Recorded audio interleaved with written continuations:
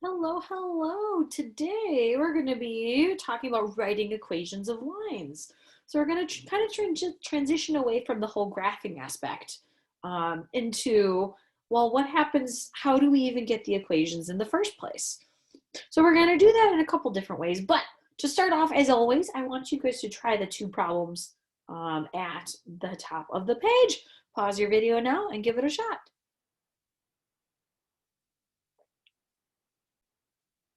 All right, hopefully first answer, you should have had slope-intercept form for question number 1. Question number 2, it said, given that x equals 14, solve y equals 3x minus 1. So for this one, it tells us what x is equal to.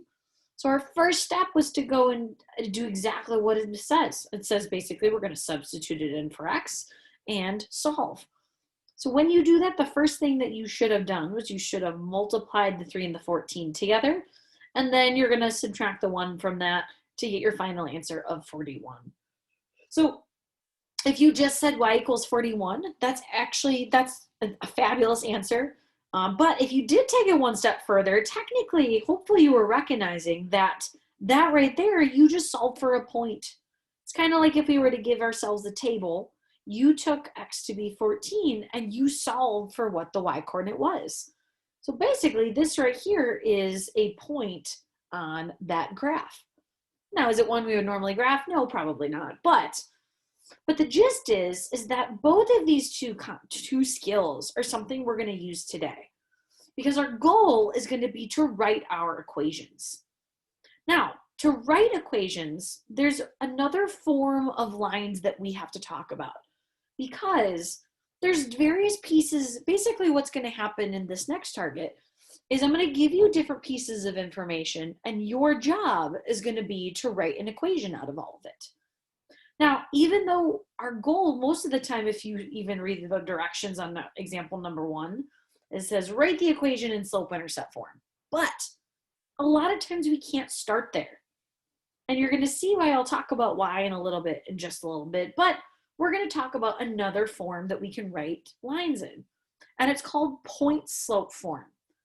And you could probably imagine, just from the fact that slope-intercept form, if you look at slope-intercept form, which is y equals mx plus b, mathematicians are not super creative when it comes to naming equations. There's a reason why this is called slope-intercept form, because it gives you not only the slope, it also gives you the y-intercept, if it's in that form. Point-slope form is going to give you two different things. It just is an equation where you can see not necessarily the slope and the y-intercept. We're going to be able to see the slope, yes, but we're also going to be able to see any point. And for all intents and purposes, I'm going to call that just x sub 1, y sub 1. So an x coordinate and a y coordinate that are part of the same ordered pair. And this is what it is. It's y minus y1. Whoa, that was awful. Y minus y1 equals m times x minus x1. So it looks a little bit different compared to slope-intercept form, but this is almost a little more helpful to us when we're writing equations of lines, because there's not as many times. Now, well, let's pause. Is there a time when we could be using this? Yeah. If you're given a slope and a y-intercept, it's sometimes as simple as that. So let's look at example number 1. Here it says, sorry guys. It says write an equation in slope-intercept form of the line that has a slope of 1 over 4 and a y-intercept of -1. Now there's really two ways you can go about solving this problem right here. It really depends on what you see. Some students, when they looked at this, they said, all right, they're given a slope. So I know for a fact my slope is going to be 1 over 4. And they actually tell us what the y-intercept is. The y-intercept is 0, -1. So if you recognize that they gave us both pieces of information to be able to write it in slope-intercept form, then you have it solved right now. It's just a matter of writing the equation. Basically means we're going to keep x and y as part of this and replace the two numbers that are missing. We're missing our slope and we're missing our y-intercept. So let's plug them into the equation. We know my slope is 1 over 4. We know the y-intercept is going to be -1. And we have our equation right now. Now, when it comes to slope-intercept form, that's great. But what if you didn't recognize that this was your y-intercept? There is another route that you can go now because we now have another equation. It's y minus y1 equals m times x minus x sub 1. And what it basically means for us is we can also use that information and plug it into this formula. Because yeah, this is a y-intercept, but it's also just a point. So what we can do is that point represents our x1, y1. And we're going to plug those into those individual locations. It's going to be y minus whatever y1 is equals our slope, which is 1 over 4, times x minus my x1, which is 0. And here's the really cool part. Let's go through and simplify this because at the end of the day, it does say it wanted in a final answer of slope-intercept form. So if we go through and we say, okay, well, let's write this in slope-intercept form. We have to solve for y. So my first step, I'm probably going to recognize that y minus y1 really just means y plus 1. So I'm going to write that on my next one actually. So it's going to be y plus 1 equals. Now again, when we have slope-intercept form, we don't like parentheses aren't part of that. It just should be y equals mx plus b. So my next step is going to be to distribute. And it doesn't look as great, but 1/4 times 1 ends up being just 1/4 x. 1/4 times 0 is really just 0. I'm not going to even write it. And we're only one step away from being in slope-intercept form. We're going to subtract 1 to both sides. And here's the awesome part. What do you guys notice? They're the same. That's because they're two different equations to write lines, but they both end up doing the same thing. Both of them are telling us that we're going to have a y-intercept of -1.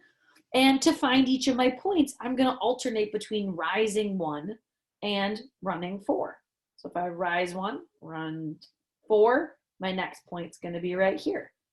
I'm going to keep going. Rise 1, run, rise 1, run. 1, nope. What is happening right now? Why is that doing that? Okay, we got this. Ready? Rise 1, run 2, 3, 4. That was awful, but you guys can roll with it, right? And we have some more points right now. We're going to go ahead and connect the dots. Or you could, as a reminder, you could go down 1, back 2, 3, 4, and found another point there too. But like I said, at the end of the day, our goal is going to be connect all of our dots with as straight of a line and hitting as many points as possible and drawing in our arrows. So I want you guys to pause your video. I want you guys to try one on your own. Go ahead now. All right, answers are up. Now, depending, this one you could have used either equation because they gave us the information we need for actually slope-intercept form. They told us that our slope was -2 and our y-intercept was 7. So if you recognize that and you went straight to slope-intercept form, that's awesome. Plug in your slope as 2, plug in my y-intercept as 7, and away we go. If you chose to use the point slope form route, you would have plugged in -2 for your slope. The x-coordinate was 0 and the y-coordinate was 7. So all you had to do is distribute the 2 to the parentheses over here and then add 7 to both sides. And what do you know? You get the same answer, which is pretty sweet. And both of these, you would start at 7 and you would go down to right 1. And your line would have looked something like this. We started up at 7 and every point on this line goes down to and right 1 to find each of our different points. Or up to left 1 and you can find that guy too. All right. Now, this is why we have point slope form because sometimes it depends on the equation that, or the information that you're given. If you can figure out the slope and a point or a slope and the y-intercept, then you don't need that whole process, especially when you're given a graph. Here you have to say, okay, well, can I find the y-intercept? Sure. For this one, I know my y-intercept is going to be down at -3. So if we're talking about our equation, I already know that the b part of that equation, I'm going to substitute with -3. Now to find the slope, this really involves the next step, which means we need to find another nice point on this grid. Because if I'm going to calculate my slope, I have to figure out how much I rise and run to get to that point. Now, when you choose that point, you just want to make sure that it's somewhere at a nice intersection point on this grid. Like, I don't want to necessarily choose this point because I don't know how far right that goes. I know it falls on the y value of 2, but the x value is somewhere between 2 and 3. So ideally you want to pick a point kind of like this one right here, where it actually physically crosses at the point 3, 3, or something along those lines. There's a couple points you could choose here. You could have chosen this one. That one falls at a pretty nice point. This one, or even this one down here. Really, any of those are pretty fabulous. I'm going to choose these guys though, and we're going to calculate my slope. So I'm going to say, okay, well, I need to calculate how far I have to get from that bottom point, this guy right here, all the way up to this guy right here. So let's count. We're going to go up 1, 2, 3, 4, 5, 6. So I'm going to rise 6. So in terms of my slope, I'm definitely going up 6. And my run, I'm going to run 2, 3. And all my slopes, we just want to make sure we simplify. So 6 divided by 3 ends up being 2. If you wrote 2 over 1, that's also okay. Either 2 or 2 over 1 is what we're going to plug in for our slope. And you just wrote the equation. So the idea for today is we're kind of flipping the whole process. Instead of me giving you the equation and you going ahead and graphing it, we're flipping that. I'm giving you the graph and you're going to be telling me what the equation is. So what I want you guys to do right now, pause your video and try part B.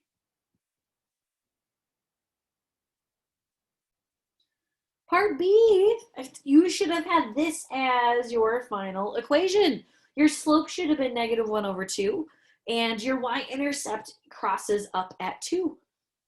All right. Now, there are obviously the other 2 types of equations we could write. And remember, these are really all about, well, what axes do they cross? Part C crosses the y-axis at 1. So boom, your equation is y equals 1. When you have just a horizontal or just a vertical line, remember these are the simple equations. These are simply just, we're going to start with what axes we cross, and it's equal to what value you cross at. So part D, we actually cross the x-axis. So my equation is going to start as x equals. And where does it cross? It crosses at 4. So x equals 4. All right. So there is another route that we can go though, and it depends all about like I said, what information I give you. If I give you a graph, you're going to look for the y-intercept, and you're going to look for another point to calculate the slope. If I give you an equation or a process like we did on example 1, where I give you a slope and I give you a y-intercept, then you can go straight to slope-intercept form and you can write it. Now, there is a route though that you have to go though if I give you 2 points, because here I don't have a graph. It doesn't actually physically, either of these points, neither of them are y-intercepts because they don't start with 0. So I cannot go to slope-intercept form right now because I don't have any information that I need. I don't have a slope and I don't have an intercept. So here's the really cool thing about this though, is that if you have 2 points, there is a way to calculate our slope. And how we do that is we use slope formula. y2 minus y1 over x2 minus x1. This is the whole point to why we calculated slope in the past couple days. I'm going to go ahead and plug things in. Now, I always like to go through and label my points. Do you have to? No, absolutely not. But I'm going to call this my x1, y1. Ooh, my ones went crazy. This is going to be my x2, y2. All right, I'm going to plug things in.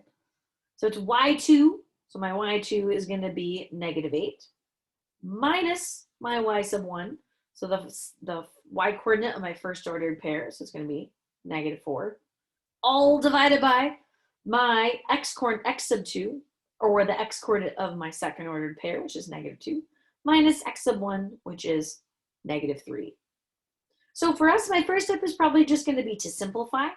So minus a negative, first thing minus a negative, I'm going to change those to positives. And on the top, -8 plus 4 ends up being -4. And on the bottom, -2 plus 3 ends up being a +1. So our slope is going to end up being -4. So here's the awesome point. Now I have half the information I need. I know my slope is going to be -4, but I don't actually know a y-intercept. So even though we want to write our equation in slope-intercept form, that's still the end goal. It just means I can't start there. It means we have to start in point-slope form. So I'm going to go into point-slope form, which is y minus y1 equals m times x minus x of 1. And the great thing about point-slope form is when you're going to go ahead and write it in point-slope form, you already have your points labeled right now. You have your slope down here. We have our slope, which is going to be -4. And look at what you have right here. You have one of your points already labeled. Now, cool thing about point slope form is, could you choose to use the other point? Of course you can. It doesn't matter which point you choose because they're on the same line. The important idea is that we have to plug them in. So it's going to be y minus the y coordinate, which is -4, equals my slope, which we just found to be -4. And on the inside parentheses, it's x minus the x coordinate, which is -3. So now that it's in point slope form, the only thing we have left to do is just convert it into slope intercept form. So we're gonna, obviously I'm gonna rewrite it over here. So it's y minus a negative. This is gonna turn out to be a +4. And then I'm gonna bring over this guy. And I'm sorry, it was minus a -3, so this is gonna be a +3. And now we're just gonna go ahead and turn this into slope-intercept form. So to do that, remember we distribute first. I'm gonna distribute the -4x, and that's gonna turn out to be -4x minus 12. And then I'm gonna get y alone because slope-intercept form means we wanna get y equals mx plus b, which means y has to be just alone. So we're going to subtract 4 to both sides, and you have your equation right now. -12 minus 4 is 16, and this is your equation. Okay? So even when it comes to word problems, we still start off with the exact same way. We're going to start off by obviously finding our slope. And here they actually give us 4 points. They give us 1, 2, 3, 4. Our job, first of all, is to pick any 2 of these points, and we're going to calculate the slope. I'm going to choose, I don't know if you guys care. I always do for some reason. Let's do the first 2. You could do the first and the last. It doesn't matter, again, because they're all on the same line. So we have our first points. We're going to have 1, 270. And then we're going to have 5, 290. Oop, there we go. And we're going to calculate the slope. So what I want you guys to do right now is using slope formula. So y2 minus y1 over x sub 2 minus x sub 1. I want you guys to pause your video now and try finding the slope on this one. All right, answers up. Hopefully you got m to be 5. For this one, again, we want to plug everything into slope-intercept form. So it's going to be y2 minus y1. So 290 minus 270 is your numerator. And then on the denominator, it's going to be x sub 2 minus x sub 1, and we get 5 minus 1. Now remember, with slope, we want to simplify as much as possible. So I started by subtracting the numerator and denominators together, and you're left with 20 over 4. But that simplifies. If you reduce 20 divided by 4, you're left with 5 over 1, which means your slope ends up being 5. Now, before you can answer part C, you have to recognize that we have to go through and actually write our equation. We can't do anything without an equation. Now, if we look at our points, you're going to notice that really none of these are y-intercepts. So I can't go straight to slope-intercept form, but that's okay. That just means we're going to go to my point-slope form. And that means I'm going to choose really any point that I want. You could pick either of the 2 that we used up here, or you could use the 2 that we didn't use. Doesn't really matter. I think I'm just going to choose this first one just because the numbers are a little bit smaller. So it goes y minus the y coordinate of that point. So we're using 1, 270. So y minus the y coordinate equals my slope, which is 5, times x minus the x coordinate, which is 1. And we're going to go ahead and we're going to simplify. So first step is going to be to distribute the 5. So 5 times x is 5x. 5 times negative 1 ends up being negative 5. And then our last step to solving for y is I'm going to add 270 over to that side. And we have our equation right now. Negative 5 plus 270 ends up being 265.